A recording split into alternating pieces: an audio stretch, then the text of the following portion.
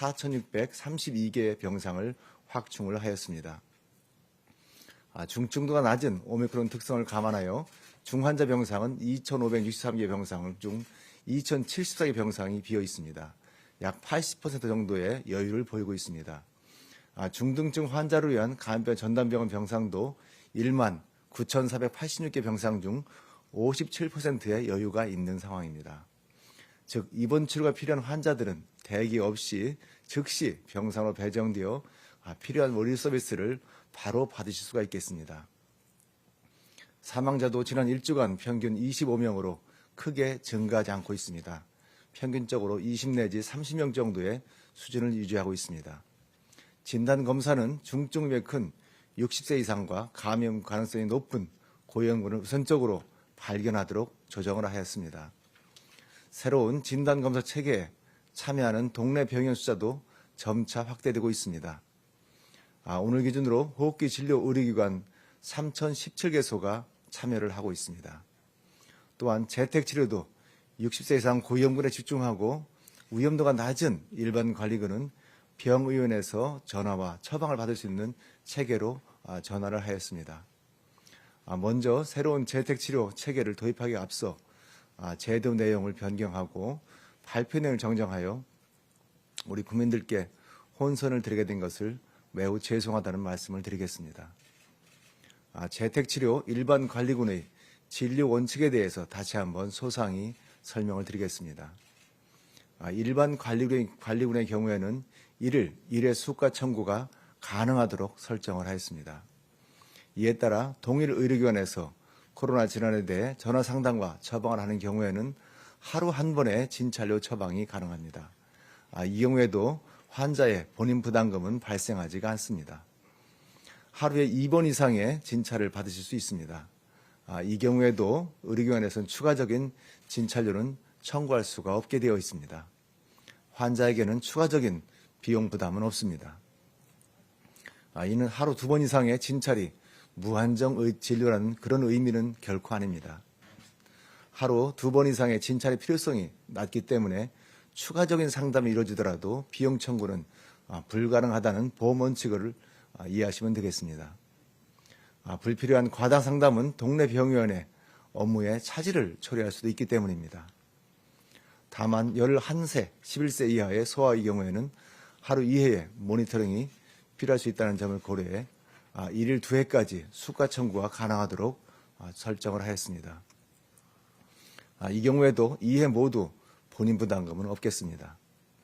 앞으로 정부는 국민 여러분의 불편과 의료 현장의 혼란을 최소화할 수 있도록 제도 개선을 최소한 본하도록 개선하겠습니다.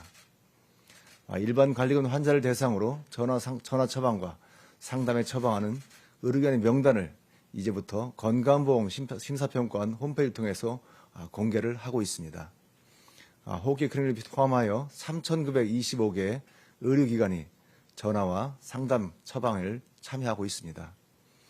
24시간 의료상담을 제공하는 재택치료 의료상담센터는 현재 모든 지자체의 208개소가 어제부터 운영을 시작하였습니다. 재택치료 의료상담센터가 보다 의료상담에 집중할 수 있도록 격리기간 해제라든지 키트 배송 같은 그런 행정적 문의는 지자체의 재택치료 행정안내센터를 이용하시길 바라겠습니다. 가급적 모든 동네 병의원이 전화상담과 처방에 참여할 수 있도록 의료계와 힘을 모아 노력하겠습니다. 지금까지는 오미크론 대응책의 전환 추진 현황에 대해서 말씀을 드렸습니다. 지금부터는 보호자와 간병인의 PCR 검사 비용 부담 완화 방안에 대해서도 말씀을 드리겠습니다.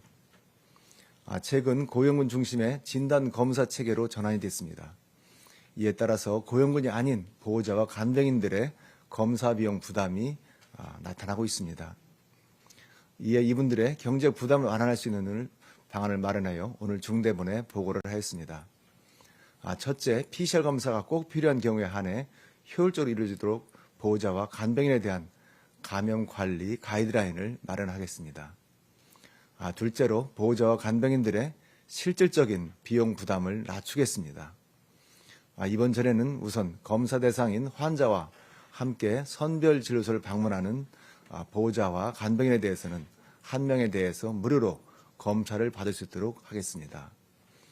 이번 회에는 보호자와 간병인의 방역적 우선순위에 따라서 비용 부담을 달리 적용하겠습니다.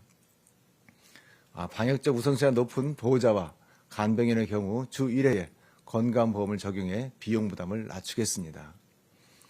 PCR 검사는 취약검사 방식으로 하겠습니다. 검사 비용은 2만 원 수준으로 낮추겠습니다. 이는 건강보험이 적용하게 되면 본인 부담은 4천 원 정도, 20%입니다. 4천 원 정도로 낮아질 것으로 생각하고 있습니다. 말씀드린 방안에 대해 세부적인 시행은 전문가 논의, 지자체 안내, 행정적인 준비를 거쳐 2월 넷째 주부터 시행하도록 하겠습니다. 지금까지는 보호자와 간병인의 PCR 검사 비용 부담 완화의 방안에 대해서 말씀을 드렸습니다. 마지막으로 오미크론 확산에 따라 전국 경로당과 노인복지관의 운영 변경 사항에 대해서도 말씀을 드리겠습니다. 다음 주 월요일 2월 14일입니다. 전국의 경로당의 운영을 전면 중단하고 노인복지관의 대면 프로그램을 운영을 중단하겠습니다. 중증과 사망 위험이 월등히 높은 60세 이상 어르신과 미접종자의 감염을 최소화하는 데 오미크론의 성패가 달려있기 때문입니다.